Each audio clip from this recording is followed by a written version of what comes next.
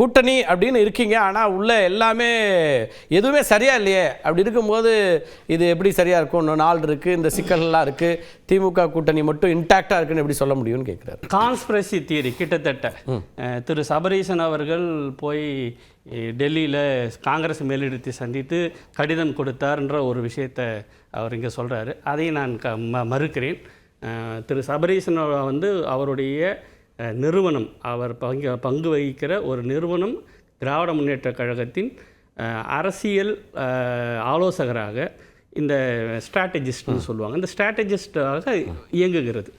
மற்றபடி திராவிட முன்னேற்ற கழகத்தின் கொள்கை முடிவுகளை எடுக்கக்கூடிய அதிகாரம் எங்களுடைய கட்சி தலைவர் மாண்புமிகு முதலமைச்சர் மட்டும்தான் இருக்கிறது.